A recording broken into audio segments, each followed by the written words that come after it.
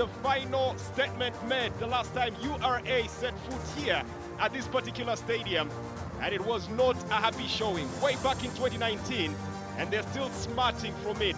Every other day, when the shadow of the tax collector pales your doorway, it's always a somber mood, it's always cold, bitter, and chilly, except when the tax collector knows that he goes to the house of Mr. Scrooge, the one team that for some reason they just can't find a way to beat is Wakiso Giants, the Purple Sharks, who now anticipate them in wet conditions. Ideal time, ideal space, ideal sport for the Sharks.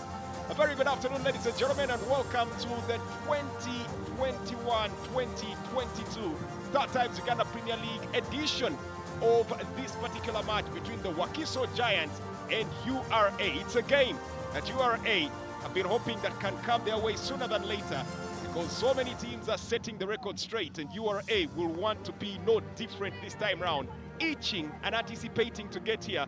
For Wakiso Giants, it's been a fairy tale run, and they do believe it continues this afternoon. A very good afternoon once again. My name is Jermaine Egesa. I am your commentator. John Vianen Simbe is with me. Big gulf of class between them and URA. Well, this is not the only game that's happening, because a stone's throw away from this particular stadium is what we do call the Kavumba Stadium. And at Kavumba, the Bright Stars are taking on Police Football Club in a game that also has very interesting proportions, especially in what is normally referred to as the dog fight, the relegation battle. Yeah, that is very true. So we expect that one also to be quite a tough one and quite competitive, Jermaine. Well, we are underway right here at the Wakiso Stadium. Getting the ball up front here, crossing the ball forward, who's available, and the ball is intercepted, and the ball clear goes to the ground. Trying to settle into a rhythm as well, just like the team Wakiso Giants. He is quickly turning balls and spacey, and a shot comes in! The referee counts it! And who else would it be but the lad that returns home and already strikes gold? Ladies and gentlemen, formerly Wakiso Giants, currently a tax collector. And who else would you send to levy tax in a house that you fear to walk into than the former prodigy here? Vianney Sekajugo with a swift break there. For a minute, Wakiso Giants were fooled or lulled into thinking he was offside, but not to be denied. Made a swift run and a first-time toe poke into the back of the net.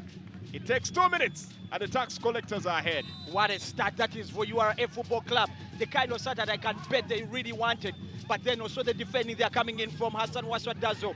Really clumsy, switched off, not in the game, and can have consistency if they are to really keep charge on KCC and Vipers. To the wing for Mukwala, takes the shot there, but that's going to be easy pickings for Samson Kidia. So, equally free. Get your subscription and take the game with you anytime, anywhere, as there's a break here for URA! And once again, another incisive breakaway from the old boy, Vianney Sekajugo, nearly getting another opportunity there, lashing at that shot, but finding pockets of space. And now that should be a sign of worry, because second attempt, second time asking, and George Kadu was caught wandering in no man's land. Yeah, that is very true, and I think that George Kadu has got to really step up his game. He's not looked. URA down to 10 men as a corner is brought in, a chance, and the goalkeeper flies in to save that one. Brilliantly executed corner here by the Wakiso Giants. On any other day, that should have given them a goal. But how is that for reflexes from Nafien Alionzi Legason? Flew in, palmed it away, and the scoreline still reads 1-0 in favor of URA. Long throw from George Kadu. Gets it back in the box area, palmed away again by the goalkeeper, and it's another corner. Pressure mounting, but for the moment, knows how to pile a driver. So does Kadu, palms the ball in, a chance for a rebound, and it's cleared away. Wakiso Giants are using every weapon in their arsenal. They are merely short of throwing the kitchen sink at the goal area, but for the moment, nothing is sticking yet. They're close, very close, but just not quite. Wow, that was another good save coming in from Nafian Alionzi. I think For me, he's earning his money here in URA. And is nice touch here coming in from Moses Day. Flicks it in, and this time does the flag stay down? Yes, it does. Steven Deshimukwala turns one way, then the other, looking for his footing. Turns again, takes the shot. Unbelievable. Shoots it right at his captain. Good done there by Steven Mukwala. You thought that was clearly a shot that was going to end up in the back of the net, and his runs well timed, keeps his lines well, reads the move of the defenders. But then, of course, you can see that the defending of Wakiso Giants are so attack-minded that they leave when they are pressing high up the field. They do not press high enough, pressing the ball, and that allows URA to really pick them out and find spaces in behind. For the moment, that's exactly how things seem to be running through here for the Wakiso Giants, but the ball is taken away.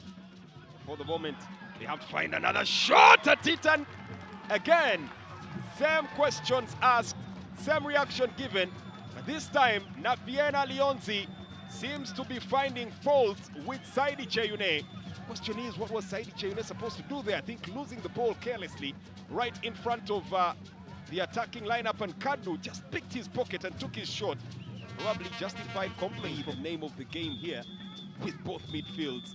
As we have just about 5 minutes left to play for, and there's a break-in coming in from the marksman here. Mukwala manages to recover his footing, turns one way, then the other again. Sets it up this time for Kajimu, takes a shot, and once again, this is written in the stars, the return of Vianney Sekajugo. And is the man that comes to plague Wakiso Giants.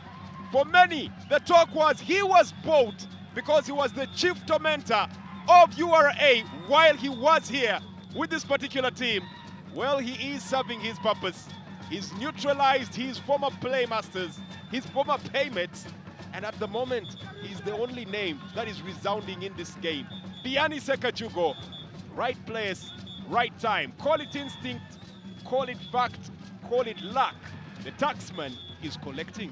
Oh yes, that is a very good goal, and comes at the stroke of half-time. One that is definitely going to give URA a lot of confidence, but the finish, brilliant. If you just see the kind of technique that he used there, lifting the ball and making sure that it eludes the tackle that was flying in, coming in from Masiko Grant there. Was it Masiko actually who was trying to fly in and block it? Just couldn't, and because he had already lifted it into the roof of the net. But that's, of course, very bad defending coming in from Wakiso Giants. They've really left themselves in the deep. Well, there's a free kick here for Wakiso Giants. Well whiffed in, but powerfully headed away.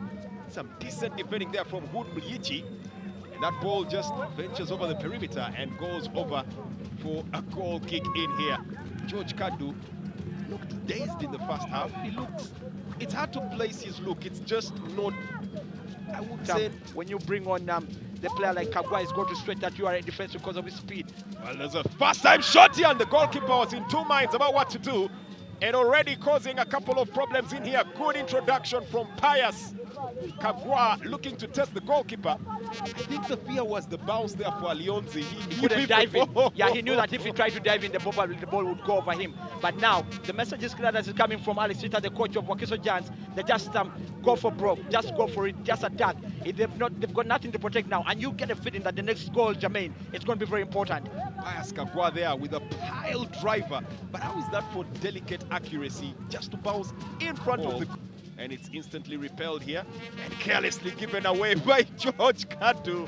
Comes another one who would probably be on your candidate here. Vianney Sekajugo chips the ball in, and a miscommunication here, but Samson K eventually gets when to the ball moves from one area to this area, this is where it's supposed to end up. Vianney Sekajugo is in the box area, chips the ball back here. Shafiq Kajimu tried to roll it in. Your time is now, because Bill Stalaga is the official beer brand of the StarTimes Ghana Premier League, and a chance for the hat-trick. It is completed. An assist once again by Wakiso Giants, and they give it to the man who has tormented them, who has tortured them. He has taunted them, pulled them one way, pulled them the other, played with their heartstrings, tugged at them, and has left them lying in his wake. Oh, ladies and gentlemen, it is. Be thankful. Gets his very first hat trick here, and a clumsy clearance there with his weaker foot. And just look as he puts his head in hand, just goes down.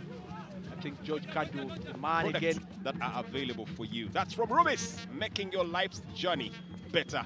And there's a tag, and that's a booking for Kadu.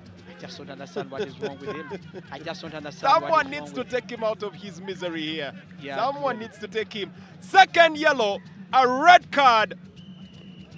I don't know if we should call this the Vianney Sekajugo heroic show, or should we call it the George Kadu Nightmare on Elm Street show. I just don't understand what is going on in this man's head.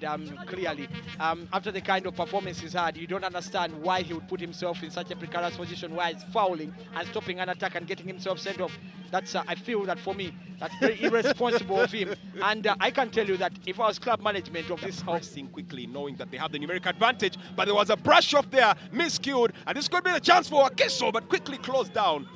Farouk Katongole coming in to bail out his partner in that defense there, Hood Mliichi, who had made a catastrophic error with that clearance. But good recovery from Farouk Katongole, just raced in and clipped that ball out a split second later, and that would have been curtains, and a goal would have finally rocked in here for the Purple Sharks. That was good defending, good reaction from Farouk Katongole. They look like they're not in the air. As Saidi Cheyuna gets the ball in, and you couldn't have called it any better. You couldn't have called it any better. They needed to get their wits in. And that is how beguiling and how bewildering and bewitching that the tax collectors can choose to be. Lulling you into a sense of false belief. Just when you think that they have nothing more to offer, the ball comes in. The brush off comes in from the man who scored the hat-trick. Now it's a quadruple. Ladies and gentlemen, the showstopper, Vianney Sekajugo. Brilliant. I just can't believe what I'm seeing before my eyes, and that kind of performance from him. Get quickly to be put out of their misery. Yeah, chance coming up here, by the way. But this could be the opportunity, twisting one way then the other, and they still can't score. Everything that can go wrong is going wrong. Sam Senyonjo with a brilliant opportunity here. The defense nearly giving away a clean sheet, and Sam Senyonjo looked like for the moment he had mastered his art here and was going to arc that into the back of the net, and then just sailed clean over the bar. Well, one of the things that I'm impressed about by Sam Senyonjo, the calmness in that penalty area when he got that ball, even with all the pressure and all the players breathing down him, and then he still makes that cut back and then sets himself well. Just that he just should have shot the ball a little lower under that sidebar, rather the crossbar there. Probably if he had done that, that would have been. And being able to stay on his feet or finding the right energy, but something is wrong. But they give the ball away again, and we are in for goal number 5. The gift that keeps on giving. Christmas came early, or you're combining all the Christmases from the seasons coming through. Ladies and gentlemen, that will be a goal kick. Goal kick coming up. Living Carbon, the easiest of goals he will score. Well, a couple of easy goals that have been on show for today. They've been given away consistently, and probably it's only fair that he helps himself. Well, the referee decides that enough is enough here and puts the Purple Sharks out of their misery. They were begging for it. They needed to be put out of this one. And Oloya, the referee, obliges on the stroke of the 90th minute. That man, Vianney Sekajugo, the showstopper, it started with him, the entire story of the game, his return to his former paymasters, and it has ended with him. A quadruple of goals, and the match day ball will go home with him as it's handed over here by, it's supposed to be handed over here by the referee. Well, seems like it's not going to be handed over instantly, but it will eventually go to him as Living Carbon also makes sure that he got himself onto the score sheet. It's been quite the routing. It's the day that you're going to have a lot of discussions on what could have been, what should have been, and what the reality has been, and what it means to the title picture. The tax collector came, the tax collector saw, the tax collector collected. Full time at the Bakachabagu Stadium here in Wakiso. It is Wakiso Giants 0, URA Football Club 5.